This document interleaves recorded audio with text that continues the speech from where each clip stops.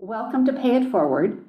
I am Mindy Lavelle, and on behalf of the Lyle Center for Innovation and Entrepreneurship and Fresno State, thank you for joining us today. We have over 260 people from not only Fresno State, students, administration, and faculty, all over our community throughout Central California, throughout the United States, and a splattering of, I think, Soma's friends that are around the world. And we welcome you to today's Pay It Forward.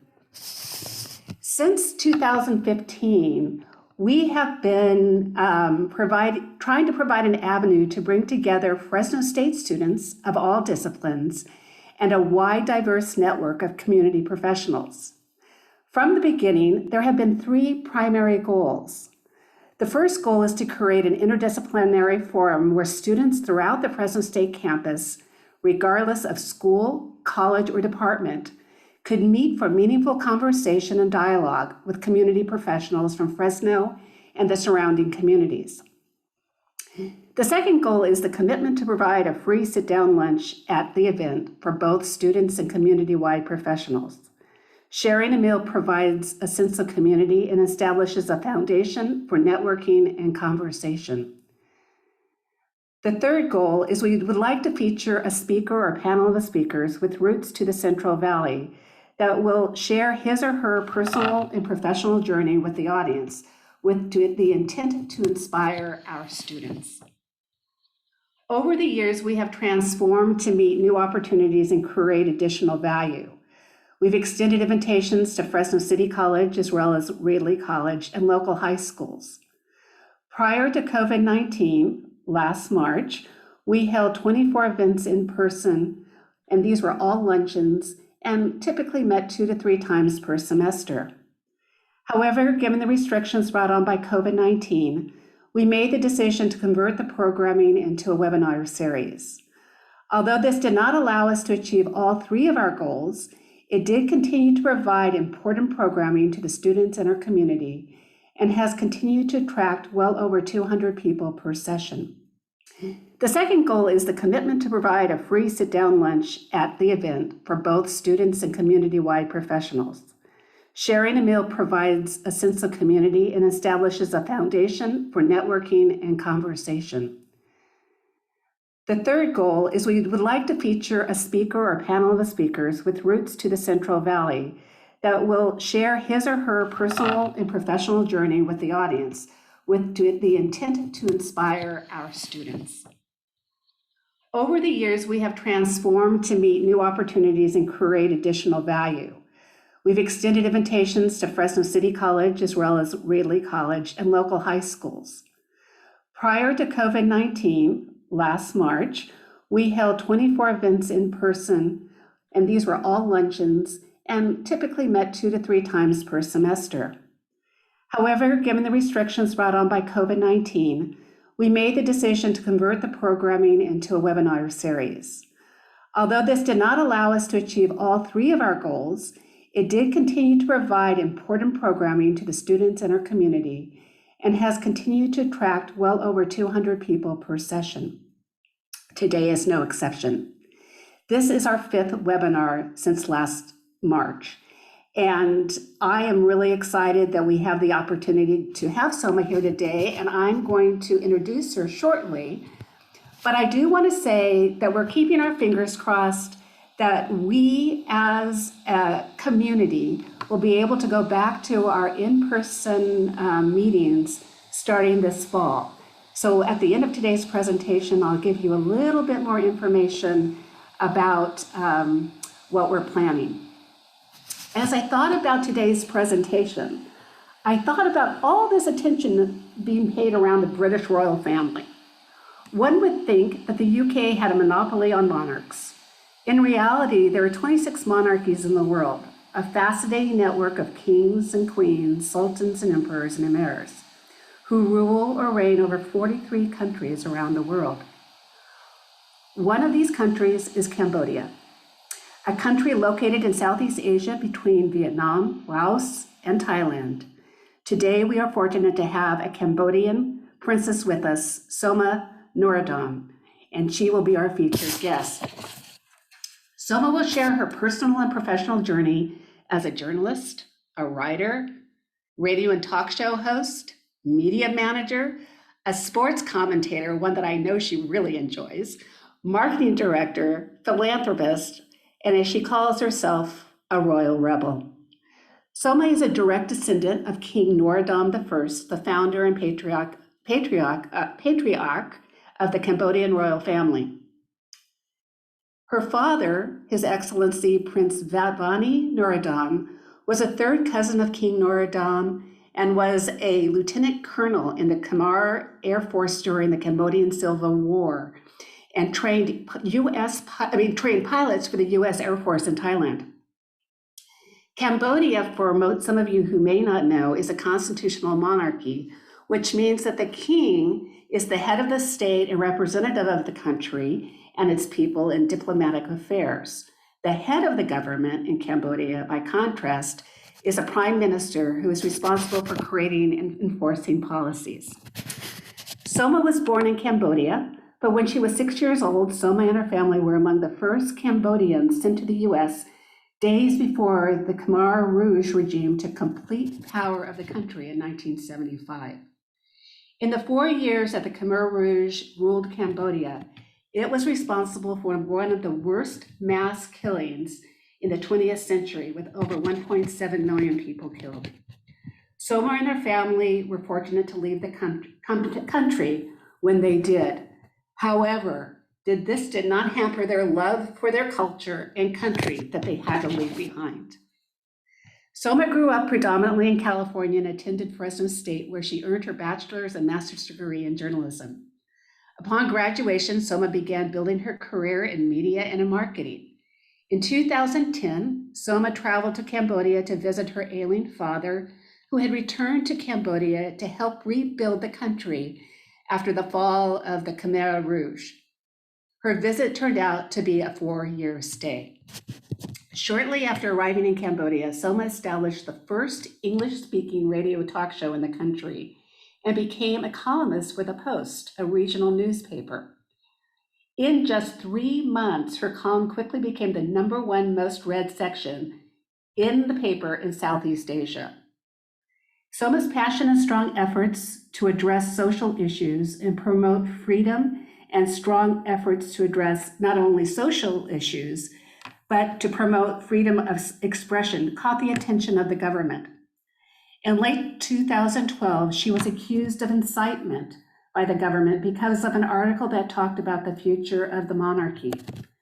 When you are accused of incitement in Cambodia, one either gets deported, which means forced to leave, sent to jail, and sometimes even killed. After being accused of incitement, as well as the death of her father in the same year, Soma's world turned upside down. Trust me when I say you need to read The Royal Rebel. It is the entire story of Soma's 4 years in Cambodia, starting in 2010. Soma was born with a philanthropic heart. She has an innate sense of giving back to help others by donating time as well as money. She has used her position as a journalist to champion issues that are really very important to her: health issues, education, domestic violence, and so much more. She started her own nonprofit, the Soma Norodom Foundation, to specifically provide educational opportunities for those in need, especially girls, I believe. Soma is currently working on her second book and continues her journey making an everlasting positive impression on all those she touches, especially her newer friends like me. We are sincerely fortunate to have her here with us today. And before I turn over today's program to Soma, because she has so much to say, and I hope that we can get it all in, I want to remind you to ask any of the questions that you might have, or put any of the questions you might have in the Q&A function in Zoom. We will have plenty of time at the end of today's presentation to address, hopefully, all of those questions. And for all of the students that are part of this presentation today, I have a special treat for you. There will be a question asked right after Soma's presentation and right prior to the question and answer period. If you are one of the 5 people who answer the question first, you will receive a free copy of her book, Royal Rebel. And trust me, I finished reading it once thoroughly. I'm in the second go at it, and you would be delighted if you had an opportunity to read it. So with that, it is my great pleasure, and it's Fresno State's great pleasure, and especially the Lyle Center for Innovation and Entrepreneurship, to welcome Soma Norodom. Soma. Oh, thank you so much, Mindy. Wow, that's a lot of research, right? Thank you so much. Thank you to the Pay It Forward, the staff, and all you guys that make this happen. We've been wanting to do this for about a year now. And since the COVID-19 started, wasn't able to go to Fresno, which is considered like my second home, and attended. And by the way, I was looking forward to the luncheon, but I'm fine here. I'm in Atlanta doing Zoom, and hopefully everybody's good. And thank you to all my friends and supporters. I know you know most of my story, but there's a lot of people that don't. And I just wanted to just kind of, like you say, pay it forward, help the students, give some advice, explain, my journey from being a refugee all the way to what I've done now. And really anyone can do it. You just have to put the work, but you really have to stay focused, and you have to be passionate about what you do, whether it's voluntary work or if it's your career. So I want to just start back to 1975 when we first arrived here. And the reason why we were the first refugee, and at that time, the US, 1975, they didn't know who refugees were until later on in 1979, when refugees from Vietnam and Laos came out. But the reason why we were the first one is because my dad was the middle person between the US Air Force and Cambodia, because Cambodia was used as a middle ground to import, export weapons, etc. Because we weren't even in the Vietnam War. We just happened to be the center where the Vietnamese and the Americans use our land. So because this was part of it, my dad helped the US Air Force in the Vietnam War. A refugee, that's what you call, is those who come to the land or the country that you're helping fight the war. They come and help you because you don't have a land or a country anymore. That's what a refugee is. So a lot of people don't understand that. And I didn't understand at first, because when you're the first one to come, you're like, what, am I an alien? What's going on? So growing up, I'm 5, 6 years old, going to school, hardly even know English. And I can always tell you stories, how it was a struggle. And if, your family's from royalty or higher upper, etc., when you come to US, you start off at bottom zero, ground zero, that's what you call it. So everybody has an opportunity to succeed. So you can't use your past, you can't use your title. What you have to do is actually just work hard, and anyone can do what you want to do. And so that's why I want to explain my experience, and also help and give advice to our students right now who are listening, because I understand, I know where you guys are coming from.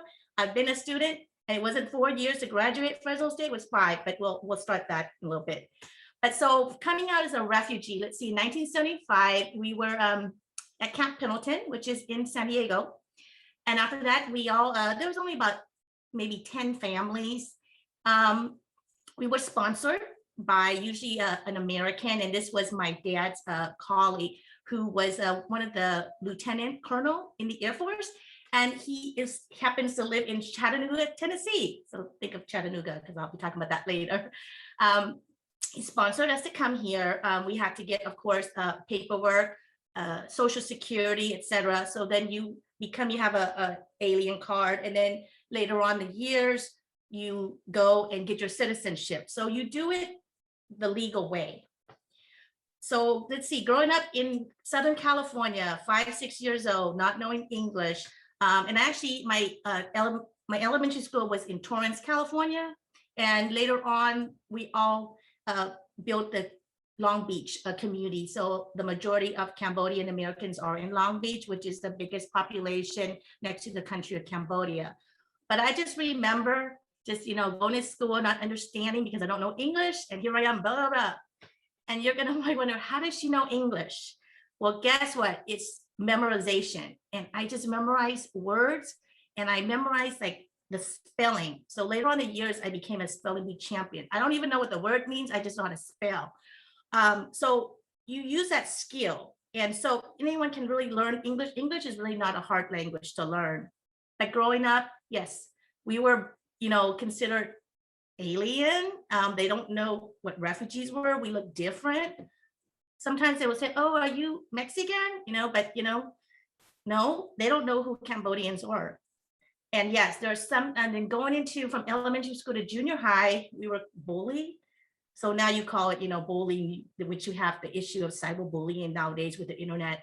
But yeah, we were bullied because they don't understand. The kids didn't understand who we were and what a refugee is. We had to learn how to deal with that. We couldn't tell our parents. And the reason why is our parents would work day and night, and they would go to school and evening. Like my dad knew English because, he was in force, but a lot of the families that came in did not know. So they would attend night colleges, to study adult school, to study English and other skills. So my mom and dad worked in the daytime, and then my mom would go at night. And so left my sister and I all alone day and night, come home at 3:30. We're latchkey kids. If you guys know what latchkey kids are, you have a key, you come in, lock the door, get your food. They don't get home till later. Sometimes you have the dinner in the refrigerator or out for you. So they were never around because they had to work. And that was what was hard, because a lot of refugees that came later on, they would have only a single parent, like a mother, because the father would have died during the war or after. And some of the first Cambodian refugees, and also Asian refugees, but I want to talk about Cambodian refugees because, I am one, went into gangs. And the reason why is because they didn't have a family, like they didn't have a support system. And of course they were teased and bullied. So their gang members were considered their family. Luckily, I didn't go into that, which is a blessing, but I understand when they went through that. But I just had strong, tough parents, my mom and dad, especially my mom, that made us focus on school and learn. And if we didn't get A's in class, we would get a whipping. And back in the days, they will whip you with a belt. Nowadays, we don't call that. It's called, you have to call the child protective system, social work and all that. But it was very tough growing up, but you have to have a strong support system. And we were lucky to get that. So my strong support system, of course, was my parents. And they, made us focus on school, education. And that's why I focus on education a lot, because I know what it took to get to this level, because you've got to go to school and you've got to finish it. And the reason why I say that is because I've experienced, I've done it. You can have all these excuses. I don't have the money. My parents don't have the money. Well, guess what? There's a lot of grants you can apply for, loans. I still have paid my student loan, but it's okay because I have a degree. I can get a job. And I made myself proud. Yes, you can make your parents proud, but it's not about the parents. It's not about your professors. It's about you doing this for yourself, get a better life. So from then on, junior high was a little tough. In high school, then we moved to Ontario, California. I went to Chaffey High School. I love it. Chaffey Tigers, that song, our theme song was, if you guys want to Google, it's back in late 80s. Survivor, Eye of the Tiger was a Rocky theme song. That was our theme song for school. Love it. So I didn't get teased that much then. And then, I started learning, and then I just fit in. And it's very tough growing up in California, especially Southern California, because when, elementary school and junior high, you have a lot of pressure, peer pressure, pressure to dress right, pressure to wear the latest brand, pressure. It's just where the region is. I guess it depends on where you're from, but I'm just going to be honest. Southern California, lots of pressure, and to be skinny. Yes, skinny. I just wish I could be skinny all my life, but I wasn't, and it's okay. I'm good with that. But high school was really good. It was wonderful. I had friends. I was even homecoming princess. And that time I want to let you know, I never told any about my background as a Cambodian princess, because when you come here in the US and you're talking about, hey, I'm a princess, they're going to be like, okay, get her to the funny farm because she's crazy. So you don't say that, and I'll tell about when I, had to claim my title as a princess later on. But yeah, I enjoyed my high school life. I was just spelling bee champion. Love it. I always think about that. That was how I learned English. I was very good in spelling. Then I, started writing. And what was great was, and I hope my mom's not online, but I was the commencement speaker of the class of 1988. And the commencement speaker is chosen by the senior board and also like the VP or the principal, et cetera, at the high school. So you represent the class. And my mom and dad, that time already moved to Fresno. They came down for my graduation. I was the last speaker. And they're so proud of me because they think that I'm the smartest person in the school. The smartest person is valedictorian. They don't know. They think I'm just, commencement speaker last. I'm the smartest person in Chaffee High School. I'm happy with that. So that was my high school. And then, I actually got accepted to a lot of the Cal State University schools, like Long Beach, Cal State Fullerton, Cal State Riverside. But I chose Cal State Fresno. And the reason why is a year before that, my father, since he was the first group of Cambodian refugees, he built the community of Long Beach. Then we moved to, when I was like 10 years old and built the Cambodian community of Seattle, Washington. Then in 1986, 87, his friend said, hey, why don't we build the Cambodian community of Fresno? We want to help refugees and those who come in, give them some programs because they know how hard it was when you're the first one and you didn't have help or support, but now you have a community that can help you. So my father said, yeah. So then he moved my, mom and that to my little sister, but I got to stay and graduate from high school at Chaffee. And that summer I had to leave. And I, by the end of summer, I attended Fresno State as a freshman in 1988. And I can just remember, and I'm going to be honest because I'm growing up in Southern California, and I go to Fresno and all I see are grapes or just farm country. And I'm like, okay, I don't know if I could live like this. That's just my first impression. But you know what? I love Fresno. I love the community. My best friend is there. Hey there. My man at that time was there. I mean, Fresno was my life at that time, and I loved it. I learned a lot about the community. I love attending Fresno State University, and let me tell you why. Because Fresno State University has a diverse group of people with different personality, different looks, different culture. That means you have different ideas, so you're open-minded.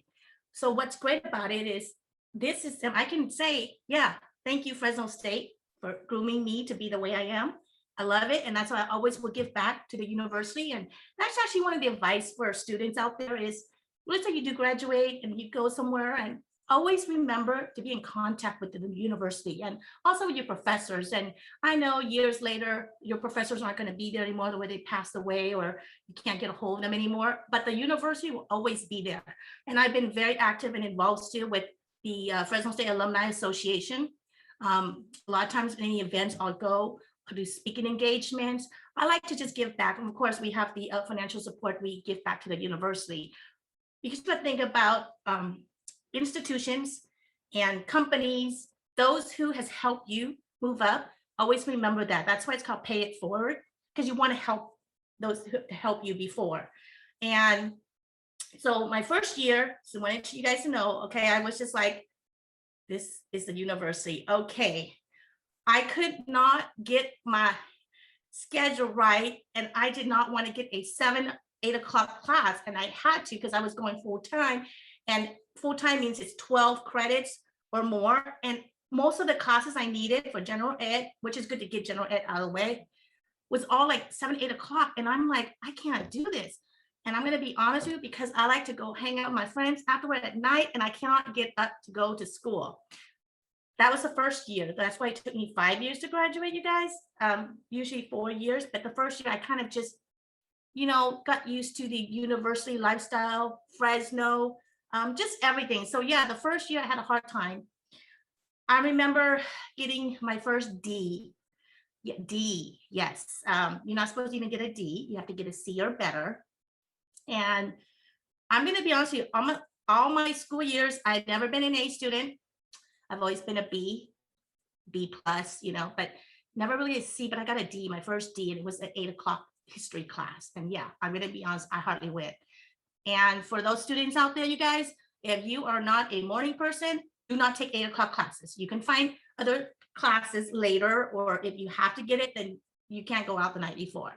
but I was just my life at that time. I lived across the street in an apartment, and even though my parents were in Fresno, from then on, I never lived with them. So I've always had that freedom, independence. And this is what helped me grow up, because a lot of the Asian culture, and maybe your culture, we're supposed to stay at home and, help the family. Also, you save money, you don't have to pay rent or et cetera, while you're going to school. But I've always been independent. I really started when I was a senior in high school, and I lived by myself, actually with my girlfriend's family, while my parents and family were here in Fresno. So that gave me the opportunity to be independent. And if you're independent, you gotta pay bills. You gotta pay bills, you better have a job. So the first year, of course, I worked part-time in the evening, one of like right across Fresno State, because I live right across from it. And it was a Japanese fast food. What was great is at least I have dinner every night. I would eat Japanese fast food because it was free food. But yeah, we were struggling students, even though I had the loan and everything. I struggled trying to make ends meet. And it's okay, because this is just short term. I chose to be on my own, independent, and I'm gonna go to school full time. I mean, get good grades, because now this is second year, and I'm going to graduate. That's my goal now, because the first year I already messed up. And I'm going to tell you again, it's okay. The first year, the first semester, you're just trying to get acclimated into the environment. I mean, if it's your first year at a university or college, and it's your first year at the city, the town, yeah, it might take you a while. It took me a year, and yeah, I got a couple credits. I didn't finish until 5 years later, and it's okay. It depends on you.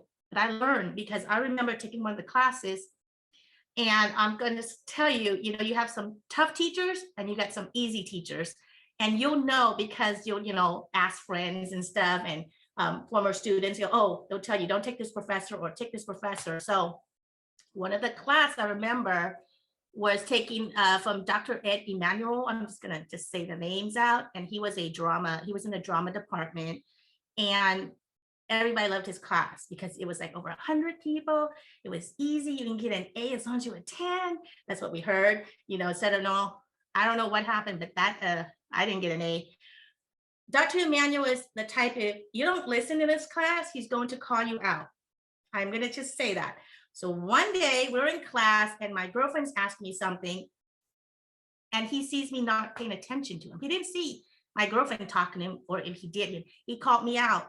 He said, Soma, I see you got something more important than my lecture. You want to go out in a lecture? I was like,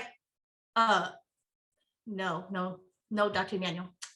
I'm good. Sorry about that. From that day on, I knew. I don't care what anybody says, your professor is easy or tough. You better focus.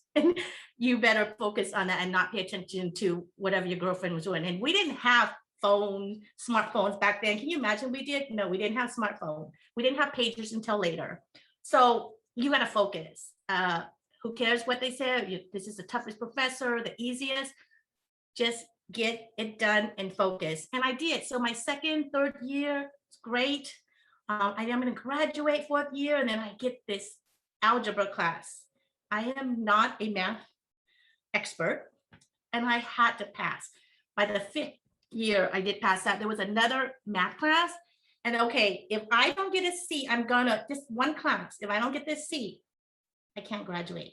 It came down to one class, and you guys, just give me advice. That's like too close for comfort. So try to get all your classes and get C or better. And I remember taking a test, walking out there. I said, if I get a D, I got to take another semester. And I got a C. I was the happiest person ever that day. So May 1993, I graduated. I walked, and of course my parents were there. And at that time, I don't know if they had valedictorian, but they know I wasn't the valedictorian. I'm just happy I graduated, you guys. So my advice is focus. And yes, there are going to be some tough professors, but they're going to help you along the way. And I can tell you about one of them, Dr. R.C. Adams. He was a chairman of the Telecommunications journalism department. And 1993 was the last year was telecommunications. It became mass communication journalism. And he was one of the toughest professor. And I'm going to tell you what, he expects a lot. And I remember then the following year after I graduated, I went to graduate school, and he was the one that referred me to go to graduate school and said, Soma, you know, you have potential, just, you know, I'll be a reference. Okay. And that first year, I got a D. You can't get a D in graduate school. You can't really get a C, but I got a D. So it was tough. So I remember I went up to him and I just said, Dr. Adams, I'm so sorry I let you down. And I remember what he said, and I always remember this day, and bless his heart. Oh no, Soma, you didn't let me down. You let yourself down. Always remember that. That means you're not doing it for others. You're not doing it for your family. You're doing it for yourself. So always remember that. And I always thank Dr. R.C. Adams, who was the toughest professor, and you can talk about anybody, but you know what? You do your work and you'll get a B. So of course, you know, following year I got a B. I had to take his class again.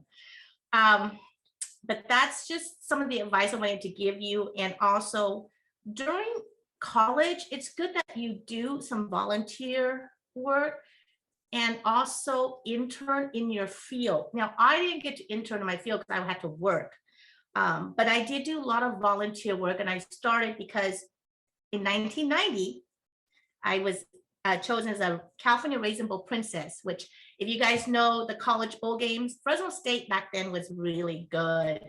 And that year they made it to the Cow Bowl, and later on was the California Raisin Bowl. And I was chosen as a princess, which was great. So that whole week we get to represent, you know, not the university, we get to represent the Cow Bowl, which that year Fresno State didn't make it. It was San Jose State and Central Michigan coming to play college football.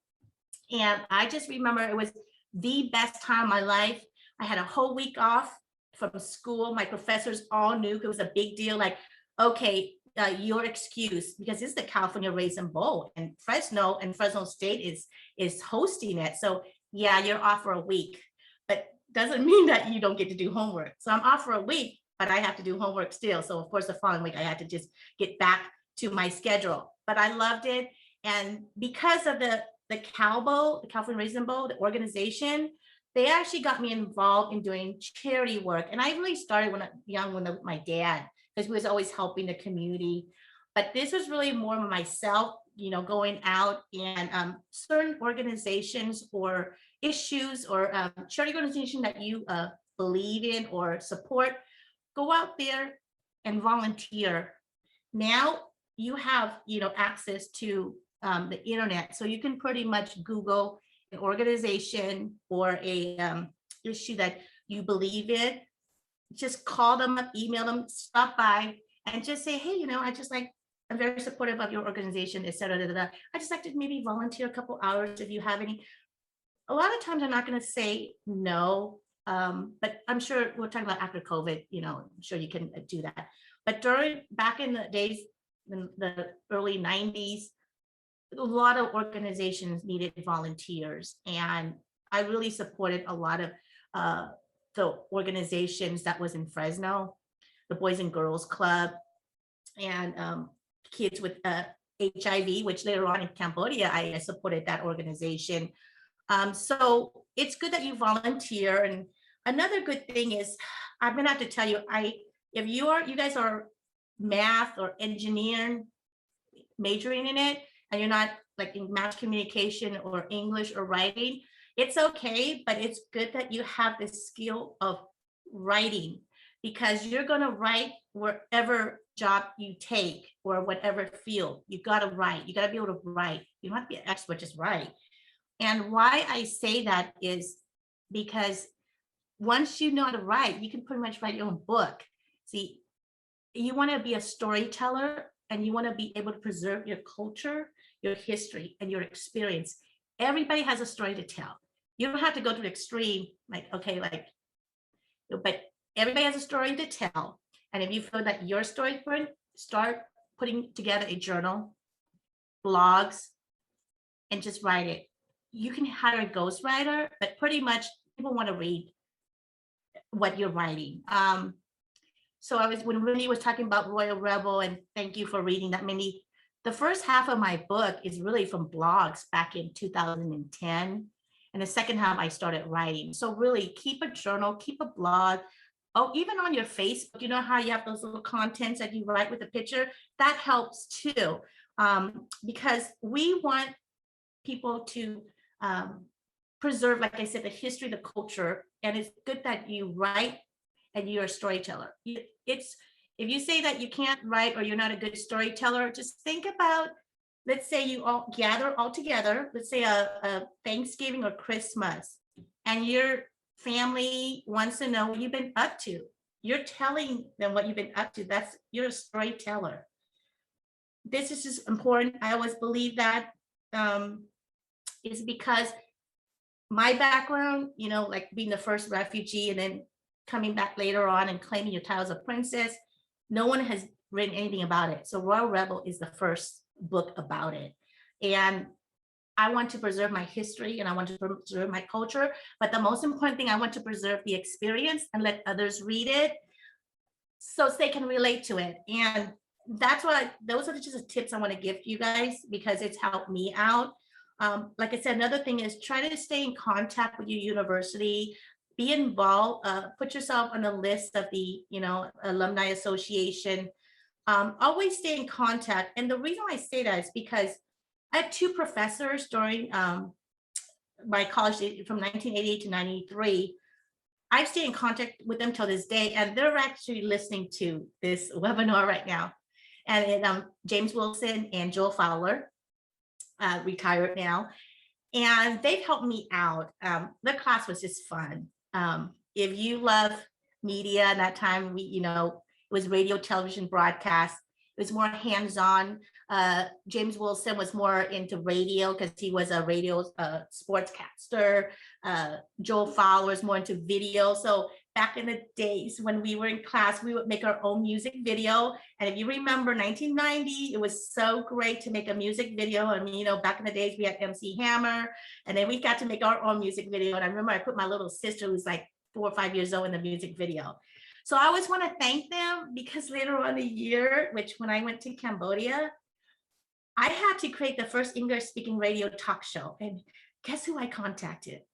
Yep, Mr. Wilson and Mr. Fowler. And I still call them by that name because I was like, oh, I guess I listened, in class because I love their class, but I just really didn't listen on how to create the first English speaking radio talk show in the country. They helped me out. So that's, just things that you want to do is still stay in contact with the community, stay in contact with university, definitely network with them because they can help you get jobs, etc. And especially with the pay for it and the organization and everything, they will help you. You never know, one day you're going to need them. And if you're around, you have your contact state, present in the contact with their email or a phone, you never know. You probably would need them one day. I think then after college, I had, like I said, I went to graduate school because I did not know what to do with my life because I didn't intern. I didn't work in a TV station like all my other, friends in the same field. So I just worked full time. And this is when I got my marketing skill for an internet company in Fresno called Vision One. I can say it. They're no longer there. But that time in the 90s, internet companies were very big website companies. So we would design websites for your business. So that was really big. And I got to learn a lot about working full time because I never worked full time. I was always in school. So I worked full time in the daytime and I went to graduate school at night. So I could not carry a full load at night. And so I could not work full time and do another full time in graduate school. I just had to decide.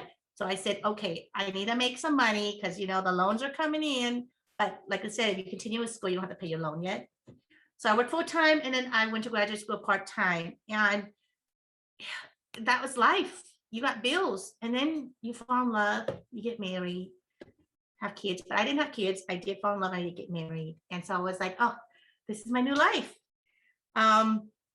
Then I just said, you know what? Okay, I got my first experience in marketing. And, as you guys are students, get your foot in the door, whether it's intern or if you work, getting paid for it, it's great. But a lot of the companies here or anywhere would like to see a resume at least have 3 to 5 years, 3 years really, your first job. They understand that you got to get your foot in the door, but you can also put in your internship and your volunteer experience on your resume. So what I did is I worked at Vision One for a couple of years, and I moved on to the best job I've ever had to this day. I'm going to tell you, and it's Pelco. If you guys know Pelco, it's the Central Valley, is the #1 manufacturer of security surveillance camera in the world, and it was based in Clovis, California. So everybody was working there, and I said, oh, I got to get my foot in the door and work there. So I had somebody who worked there and said, hey, Soma, I think they're hiring for a marketing communications writer. That's in my field. I could do it. But you know how many applicants are there? I just did it. And you know what? If you don't apply, you're not going to know. I did it. And I can't believe I get an interview. And that time, there's no Zoom. It's just phone interview. And I'm in Vegas after New Year. And the hiring manager calls me. And he said, oh, hi, is this someone? I received a resume. Wanted to ask you about, you okay to talk? We could do a quick phone interview. But it wasn't like that was the interview. I had to also meet him and the managers in person. But I'm gonna tell you, it's the best thing. And so here I am in Vegas, and I'm in a casino, and he goes, where are you at? It's kind of loud. Okay, if you're talking to a future employer, try not to go to Vegas, okay, because that's just not the place to be doing interviews. But this one worked out great because Pelco cameras were all over the casino where I was at. He goes, are you at a casino? I go, yeah, I'm in Vegas, it's after years, I'll get back, and he's like, no, this is perfect. Look up at the ceiling, and I'm looking up, right? And I remember looking at, and he's like, do you see the cameras? I said, yes. Oh, those are Pelco cameras. Do you think you can write to make it so good that you can sell those cameras? Oh, absolutely. Because I know Vegas, love Vegas. Yes, I could do that. Oh, okay. So then, I don't know anything about cameras. I'll be honest, I don't have my 35 millimeter. I don't even have a smartphone at that time. So I just know the 35 millimeter camera, but these are video surveillance camera. So of course I did my research. He goes, when are you coming back from Vegas? I said, oh, I can get a flight back tomorrow. He's like, oh, no, don't worry. Do you want to come in next week for an interview? Oh, yes. Okay. To me, that's my dream job. I've always wanted to work at Pelco. It was one of the best companies to work for. Great benefits. I mean, the perks, you name it, everyone talks about it. So I'm like, okay, so excited. And I do my research. And these are for students. It doesn't matter if you're a student, but those who are preparing for a job interview, do your research. We have Google now. You can Google the company. You got to know everything about that company before you walk into that door. Everything. So I did. I learned about Pelco, when it was established, what it's known for, you name it.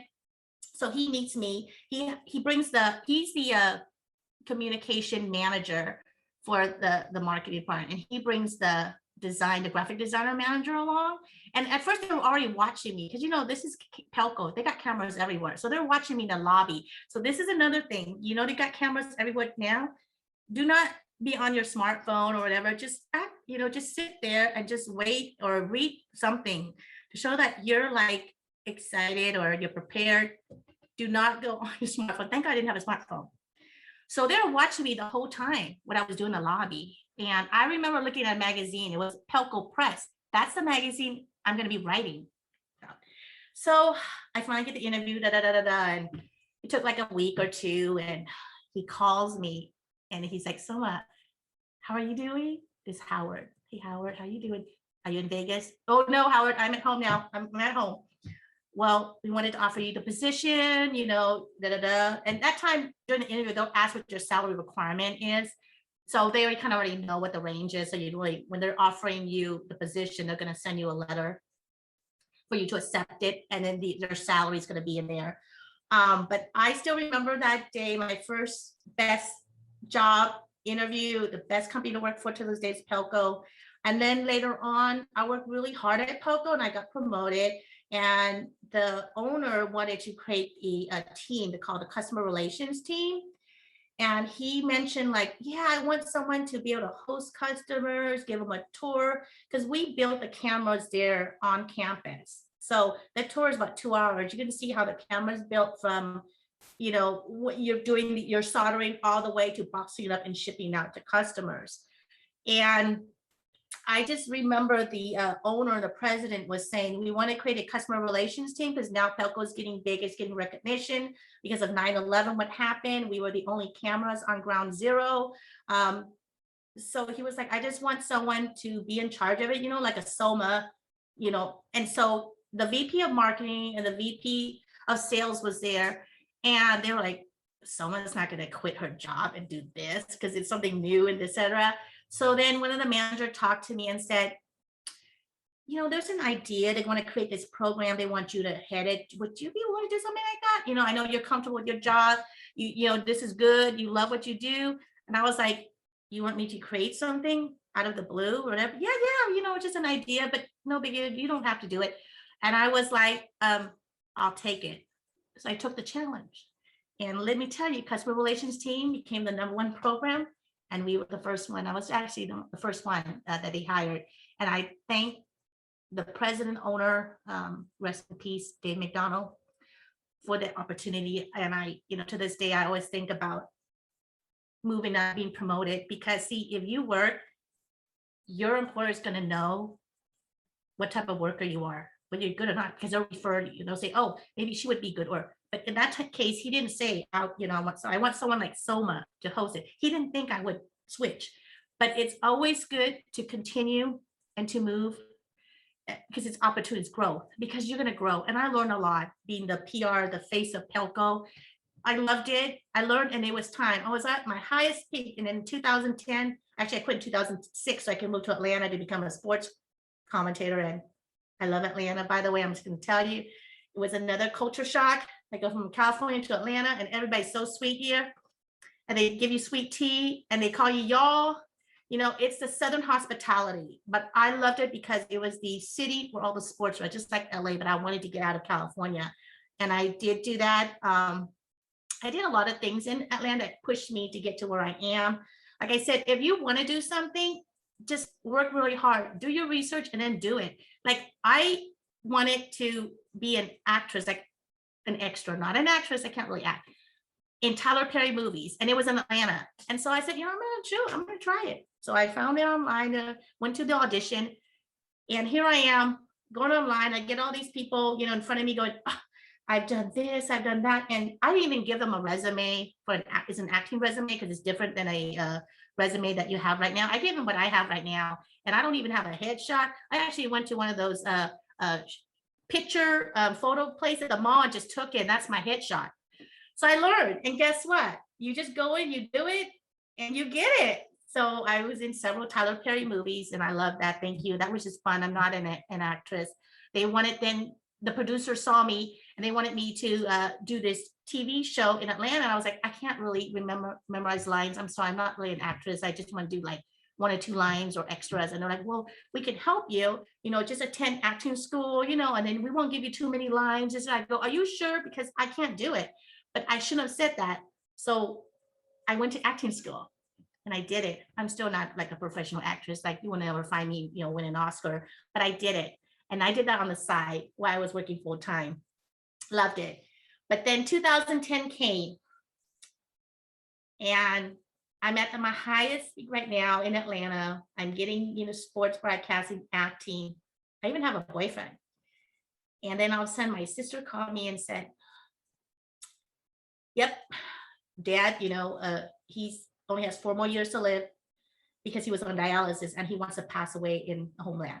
So of course my sister took him the first year, and I just said, and she's like, can you just go take care of Dad until, you know, he passes away? Because my sister graduated from law school and she didn't start her career yet. So, and everybody has a family except me. So I was by myself. I just said, yes, I'll go to Cambodia, which I'll be honest with you, the first 3 months, I cried every night because it was not something I understand. I was already Americanized.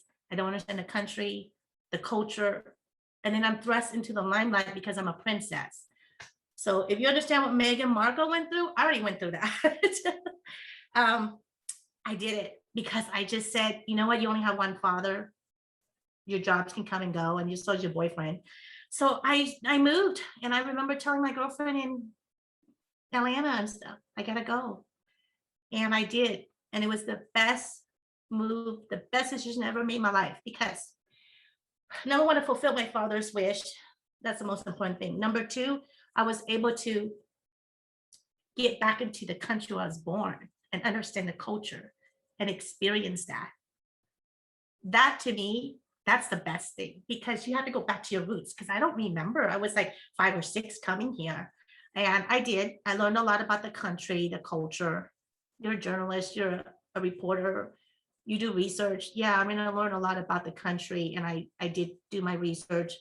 And the first thing, I had to get a full-time job. And as a princess, on the side is, you can read my book, you do get compensated to be a princess, but you got to stay quiet, and you can't talk to the media, and you got to be like quiet and submissive, and that's not me.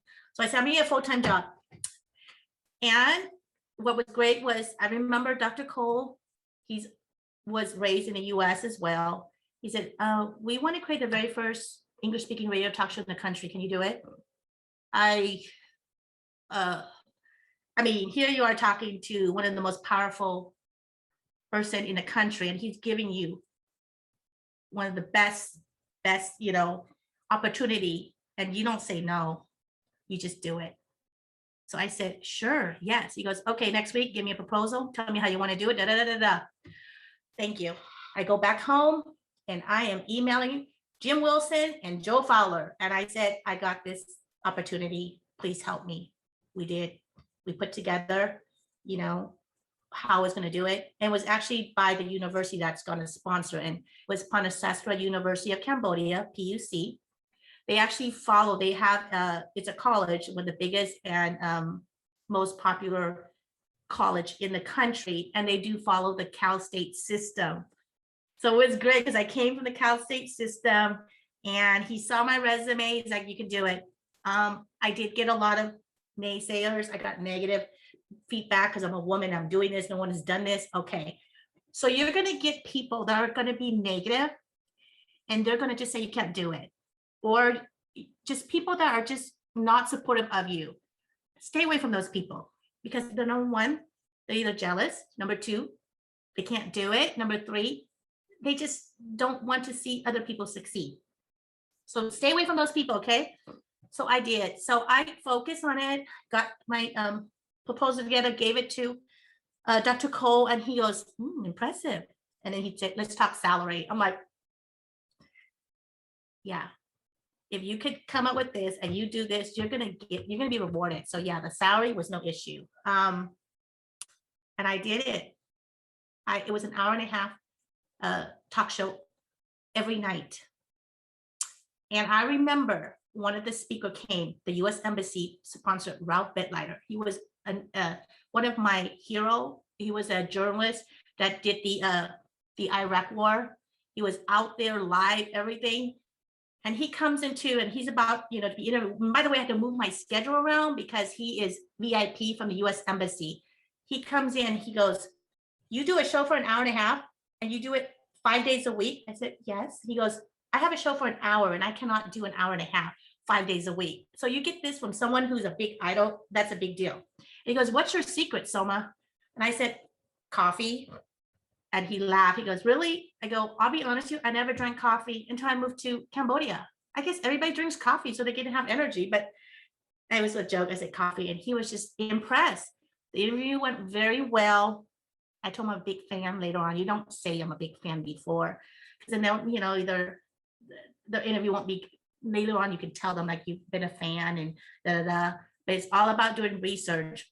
So of course my radio show became #1. It was only English speaking in 6 provinces. You gotta remember, you're in a country that in the cities, 10% have like the internet and computers and stuff.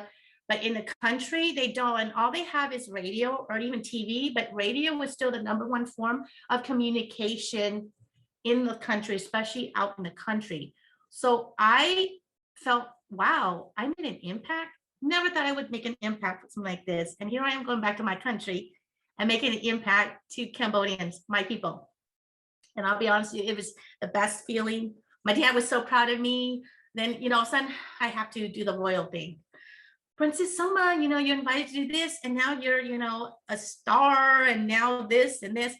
Oh, okay. So here I am, not used to, being out about, having paparazzi take pictures, follow me, da da da. I just had to learn because that's now my new lifestyle. I went from Soma to Princess Soma to radio star. I had to like dress up every day. I had to, always be on the public eye looking good. I'm gonna be honest with you, I don't care for that. I like my hair up and my biker short sweatpants, you name it, t-shirt. I'm really good at that.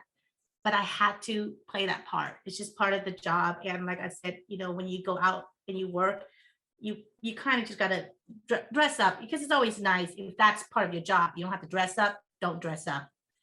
But I had to play the part. But then I get promoted. So I'm interviewing already for my 2 years of everybody in the country, from government officials to celebrity to CEOs of organizations, NGOs, you name it. I know pretty much everybody in the country. And I started talking more serious topics like human trafficking, corruption, gambling, which at that time the radio show would not, because it's it's government owned, etc. So you can't really talk about that. So I just said, I'm already at my highest peak. I think I'm gonna probably go do something else. And what's great is it's good that you leave at your highest, because you feel like you don't have any challenges. You want to challenge yourself. You always want to challenge yourself. So I just said, you know what, the Phnom Penh Post, which is a media publication owned by Australians. So that's why it's English speaking. There's only two English publication in Cambodia. One of them is the Phnom Penh Post, which is the #1. And then #2 is the Cambodia Daily. So those are the two that you can pretty much talk and criticize the government and not really get in trouble. But in this case, I guess my issue was I had to write about pressing issues that affected the country. And like I said, gambling, corruption, human trafficking, drugs. I did it. And that's what I got in trouble for. And at that time, I remember the editor and the publisher was saying, Soma, we get warning from the government whenever our reporter goes like it's a fine line to kind of step over the boundary, but we're just going to give you a warning and you better stop. So pretty much it'll stop. But for some reason, I did not get a warning. The newspaper did not get a warning. Publisher, editor in chief, nobody got a warning. And the next day, you have the Minister of Information representing the Prime Minister of the country with a press conference, and all the Cambodian media are there, and it has my name and face all over the TV, and says she's accused of incitement for an article she wrote, which talked about the monarchy, which I talked about it. And if you guys watched the interview of Meghan and Prince Harry, that's what it is. It happened to me 8 years ago. I talked about it. I'm sorry, that was a journalist. So I had to choose between going along with the government and forfeiting the article, apologizing to the government and the royal family and the king and queen, or continuing and to fight for freedom of expression and freedom of the press. And as a journalist, integrity was important. So all I had was my integrity. So I said, no, this is a journalist thing and I'm going to fight for it. I'm going to stick to it. So then I had a lot of my the family members, not my immediate family, they're in California. These are like my uncles and cousins, and they were raised in France, not in the US, so they don't really understand like the freedom of expression and press, etc. And they said, you better take the other route because you will be deported. If not, you'll go to jail, and worse, you will be killed. I said, wow, this is serious, really? Yeah, it was very serious. So I just said, you know what? Sorry, this is my job. I'm a journalist. You guys need to know. The people need to know. No, I'm not. I'm going to stick to it. Well, see, the publisher and the editor-in-chief had, they were like torn, stuck. And I'm going to tell you again, that camera, that 35 millimeter camera saved me, because I took a picture, which pretty much was proof of my article.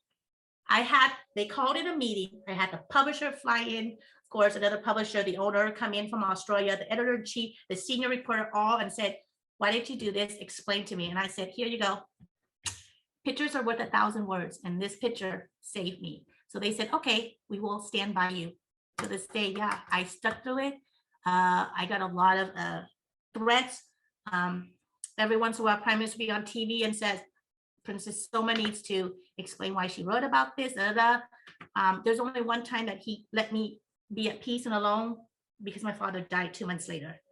And he said, okay, let her be at peace. But then after that, he was back at it again. And this is how serious it is. It's kind of like if you're a terrorist in the country and your name and face is all over the media. That's pretty much what it was. I stuck to it for a whole year. And at that time, you don't know because your life is in jeopardy and you just kind of go, you kind of just stick to what your intuition is and what you believe. And I think I wonder why I get into journalism, because you got to stick to the story, the facts. It's all about the facts. It's not about opinion. There's no such thing as fake news because that is your life. And I just stuck to it for a whole year to dismiss the case. I don't know what happened, but I kind of know it's definitely a blessing. So I could be able to tell the story to everybody, whether you're in journalism or not. It's pretty much being truthful, being true to yourself. Integrity is important. And that's what I always want to tell everybody, that, you know, life, you're only here temporary, but during that time, just live it, but be truthful to yourself and know that if you work really hard, you'll get to where you want to be. And I'm so happy and blessed. You know, next month or this summer, I'm going to start a new adventure, a new opportunity. I should be finishing my book next year, and definitely Fresno is #1 on my tour city. So it'll be Fresno first, of course, and I'll do like some of the California ones, and then I go into Atlanta and Georgia. But, you know, I always believe that work hard and don't do it for anybody. Just do it for yourself. Thank you. Soma, Yes. amazing story. And if we had all day, I would ask you every single question that I had when I was reading your book, because as I told you earlier, I felt like I was walking that path with you. Yeah.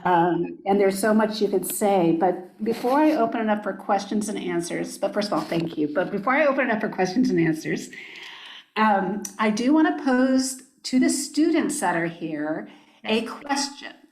And the first 5 that respond in the Q&A, using the Q&A forum on Zoom, will get a free book on the Royal Rebel. And the question is this: Soma named a number of faculty members at Fresno State, and the first ones that tell me the names or send in the names of those faculty members will get the book. So go for it, students, and this is only open to the students. And good luck. And with that, I'm going to open it up to some questions that we have, because they're rolling in. Yeah. And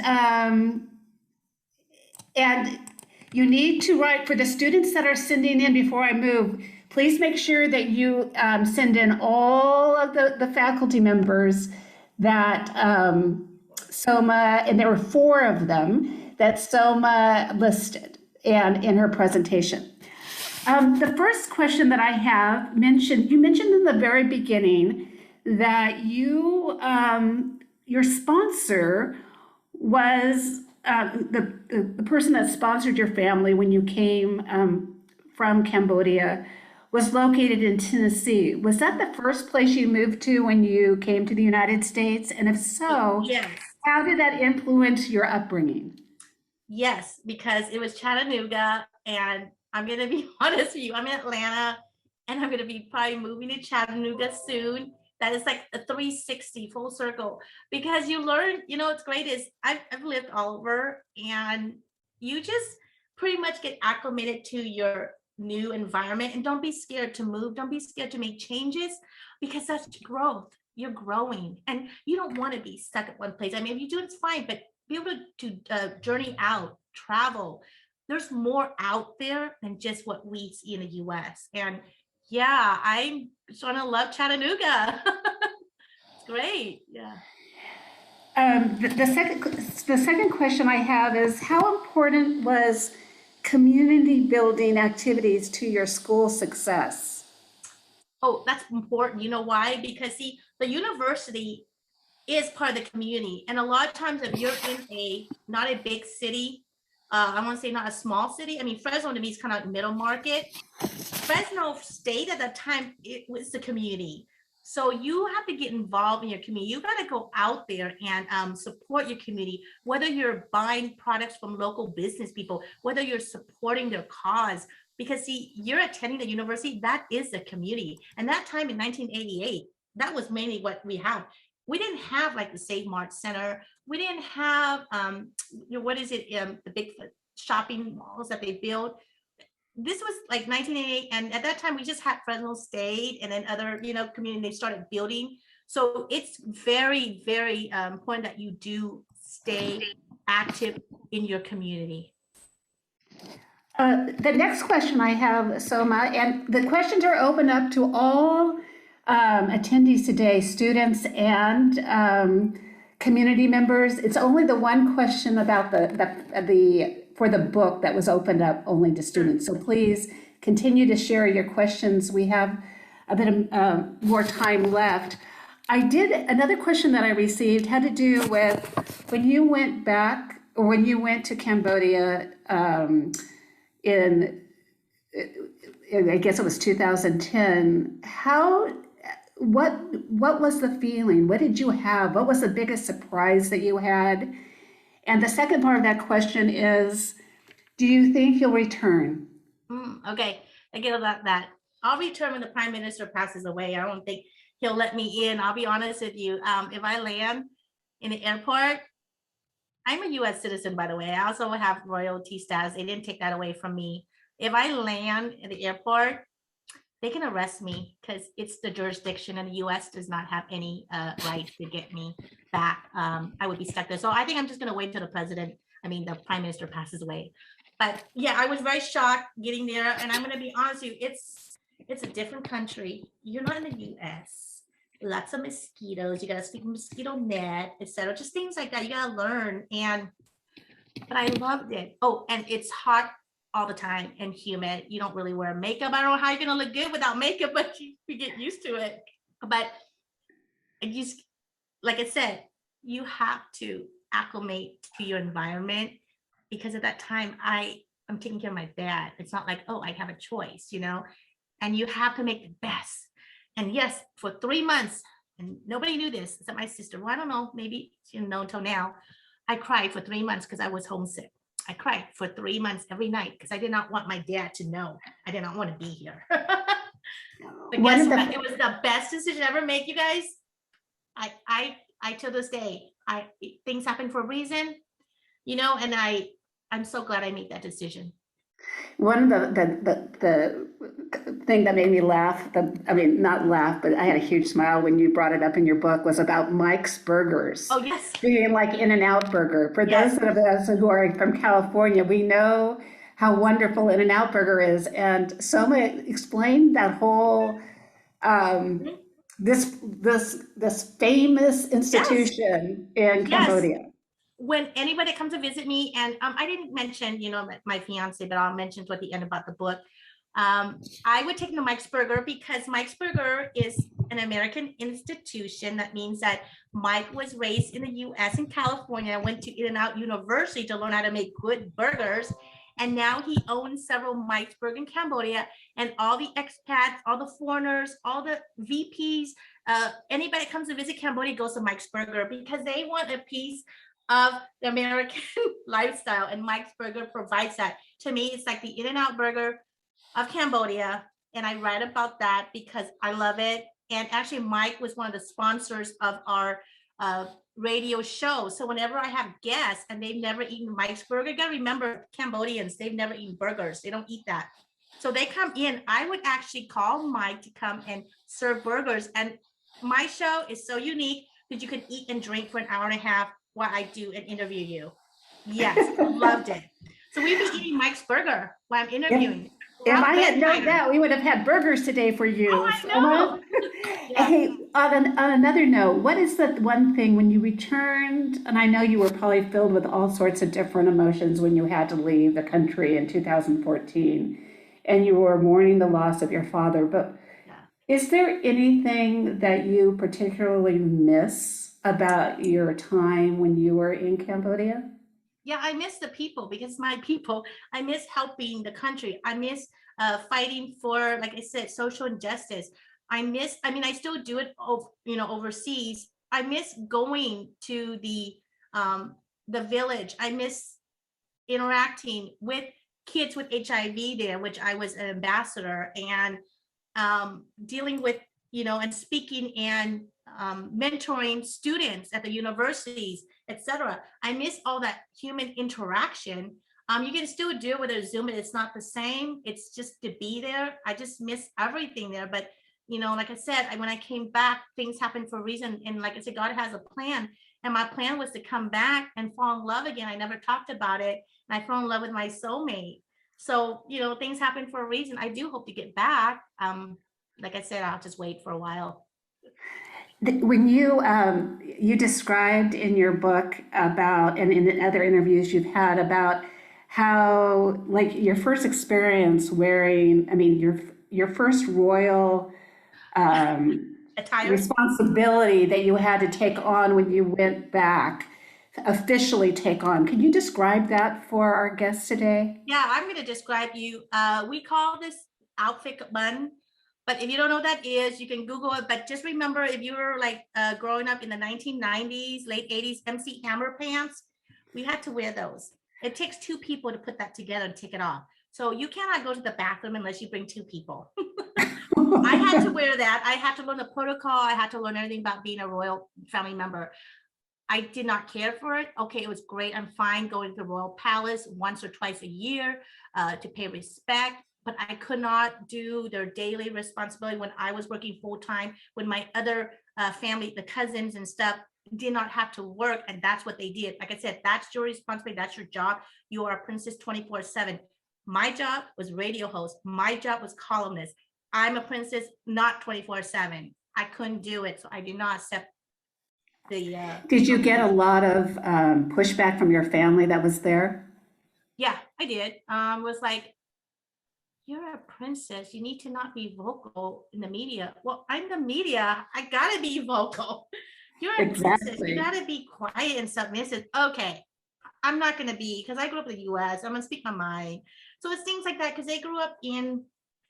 There was three sections of royal family member. When the war started, only a few went to the US. Most went to France, and France actually supported them. So if you're a royal family member, you're getting paid by the French government to be a princess or a prince. And then the other family member went to Australia. So most of the royal family members were in France, came back to Cambodia at that time when they had the election and it became a democratic country, which by the way, it's not. I just be honest, you can't be a democratic country when you have a prime minister who's a dictator for 20 something years.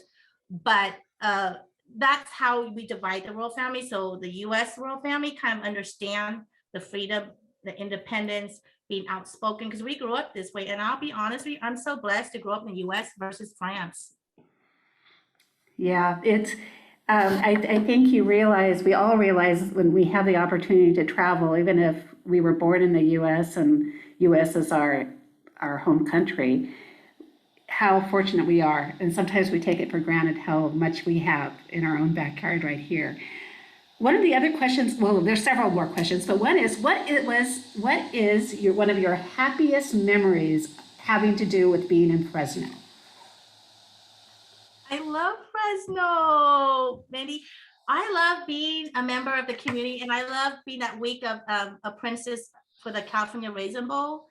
And I don't know if you guys understand when a city hosts a bowl game, the whole community is involved. Not only are you using, the resources of people in the community, volunteer, you name it, you're representing the city. So every year when we had the Cow Bowl in Fresno, and of course they would use Fresno State, the stadium, to play the game, the whole community gets involved. That means, wow, it's like a whole week. It's like Super Bowl in Fresno. And I'll be honest with you, that whole week was just, if you remember, it was 1990. I mean, they stopped doing it. The reason why is because the raisin industry stopped supporting the bowl game. And then now it's moved to Las Vegas. And I think it's the Las Vegas Bowl or the Silver Bowl. It has to be an organization or a company that has the money and the resources to sponsor a bowl game. So we want to bring that bowl game back to Fresno, and whatever you guys can do, try to get it back, but you need the community support, resources, you name it. To me, that was probably the best part, because that's when I learned about the community and how welcoming, Fresno is, and the diverse culture. And I'm going to tell you, I love Fresno. Like I said, my best friend is there, Yadi, my fiance is there, but, I'll tell you about that. I'm going to tell you. Well, I have a couple more questions, but I do want to say that we can't wait till you come back to Fresno, and we will do this in live. And we'll have you as an additional future guest as well. But I have a couple really good questions I want to get to before before we have to log off. But we have one of the questions was that we have a significant number of international students. Based upon your experience, what is the one thing you think is important for faculty and administrators to understand about international students? What would make it better for them? Well, now, because we have the technology like Zoom, you can actually communicate in other countries. And I remember one of the professor in mass communication was doing a project which connected Fresno State students in communication to the students like in, I want to say, Singapore. So now with the new technology, you can actually connect all over the world. Before we couldn't do, you had to travel. But it's very important, and it's always good to have the big international department to support international students that come here, because they can learn more about what the US is about and take that skill, go back to the country and do what they need to do to make their country successful, etc. Like that's what I did. I took the skill in radio, TV, broadcasting, newspaper, and I incorporated and I used that skill in the country. So it's kind of like the same thing. I was like an international student. So it's always good to support that. And you want to have communication internationally. It's always good. Like I said, the more diverse culture, the more diverse ideas, you're not closed-minded, you're open-minded. It's going to be less racism, prejudice, you name it, because you're able to understand what the other country and culture is about. I absolutely agree with you, and I think that's something that is critical for all of us to remember that are associated with Fresno State. There was another question I had. Was there a time when you wished you weren't a princess? Yeah, that time when I was accused of incest. I'm just kidding. No. No, I'm a princess by blood. I can't, you can't take that away. I can acknowledge it. Yeah, there's a lot of times I don't want to be a princess because I don't want to follow the protocol. I don't want to have to do what they say I needed to do and just be kind of like, a robot. I'll be honest with you. You get, of course, the perks, there's benefits. And like I said, I use my title to help those who are less fortunate. I use my title to get financial support for organizations like, the Digger Foundation. I never talked about it. They were only going to, if I wasn't a princess, they would not put me on their board. And these are the top people in the country of Switzerland. The Digger Foundation is a foundation that supports landmine machines and technical gadgets. And that's important because in countries, war-torn countries like Cambodia, Myanmar, Ukraine, Vietnam, they still have the landmines, and your people die just by stepping on it. So the Digger Foundation helps that. And like I said, if I didn't have the princess title, they wouldn't have put me on the board. And this has helped a lot for those countries. And I'm very supportive of that. But no, I don't want to do the protocol. I don't want people to tell me, you're going to stand like here, you're going to bow, you're going to do this, you're going to do this. Okay, I don't have time to do that. I got a job, but I guess that's why they pay you to be a princess. You don't have to have a job, but I chose to, just because that's the way I was brought up. Well, I applaud you for everything you're doing as it relates to using or taking your royal title and using it for such good around the world, because I really believe that in looking at what you've done since you've been back to the US after leaving Cambodia in 2014, you've touched so many people's lives, not only in the US, but around the world. And I agree. I think that your royal title, although you are definitely a royal rebel, I definitely believe that you have done so much good. And it's so exciting well, it'll be exciting for us to continue to watch the impact that you can make and that you continue to make in lives of those that need that extra assistance. One last question that I have is, and then I'm going to go ahead and announce the winners of the books. Everybody wants to know when your second book is coming out. Yeah, okay. And I didn't talk about it because if you're in Fresno, on Herndon between Fruit and West, if you guys are familiar, if you ever go by, just say a little prayer for me, because on Memorial Day 2018, actually that early morning, there was a car accident and fatality that we were the first, and it was my fiance and I, and he was killed immediately. Of course, I survived. We had the neighbors help me out. That book will be dedicated to him because he's helped the community a lot. He's a Fresno State grad and in engineering, and we reunited when he was VP of Samsung in South Korea, and I was in Cambodia. We travel around the world. So that book is dedicated to him. It's called Watch with the Wind and Just Breathe.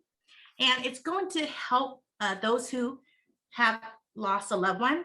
So I'm going to put stories of those who have lost a loved one, including my story with Dave. His name is Dave, by the way. And my goal is probably by the fall or October, just because I want to have it ready by next year for Christmas. So think of it as a Christmas gift. Like I said, Fresno is going to be the first tour city. I'm so excited. And, that story is going to be, the first book was Royal Rebel, of course. The second was continuation. So I come back, get acclimated to the US, fall in love, talk about the accident, I talk about the healing process, and I have stories of those who have lost a loved one and how they can heal too. So it's helping others through the book. So I'm so excited. I can't wait for you guys to read it. Watch with the Wind and Just Breathe. Let us know when that date is, because we would certainly love to play a part of that. And Yes. we would love to have you back in person as we had originally hoped we could do, because we had waited for almost over a year, as Soma mentioned. Yeah. I really wanted her to come out from Atlanta to be with us in person. And she really wanted to be here to meet the students and the community as a whole. But with COVID lasting and not really knowing what the immediate future held for us, we decided that this would be a treat for the Pay It Forward attendees to have her now. But you are always welcome, and I look forward to hopefully hosting you in person. Yes. The next go around. And let me go ahead. I have the names of the winners for you. The first 5 that came in that will receive a free book from Soma called The Royal Rebel is Kim Kiefer, Henry Wynn, Angelica Rodriguez Estrella, Fabian Vallejo, and Bella Shu. Yay! And Congratulations. you guys, if you just provide your mailing addresses, I'll make sure that you get your copy. And with that, we will go ahead and say thank you, Soma, for being with us today. It went by way too fast. It did. Thank You you are so much. wonderful, and maybe we can have part 2 in the fall or the spring when you're ready to introduce your second book. Yes, I look forward. And in the winter, when I do come back, Mindy, they can come and I can sign the book. Definitely, and we will have more books available when she releases her second book. But we'll try to make sure that we have an opportunity to all be together when you do come back out.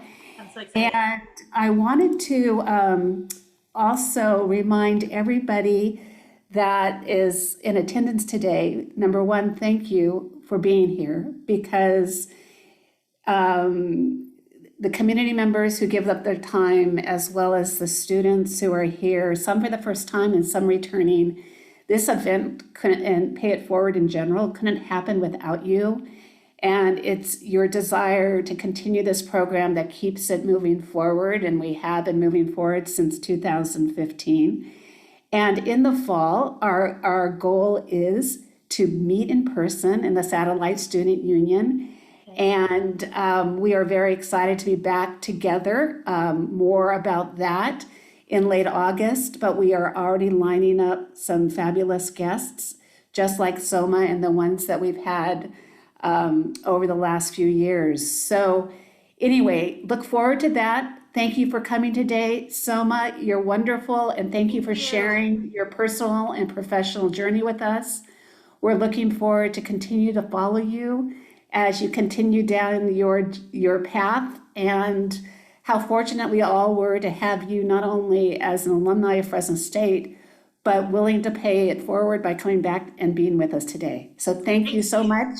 And thank you, everybody. Take care, stay safe, and hope to see you in the early fall. Thank you.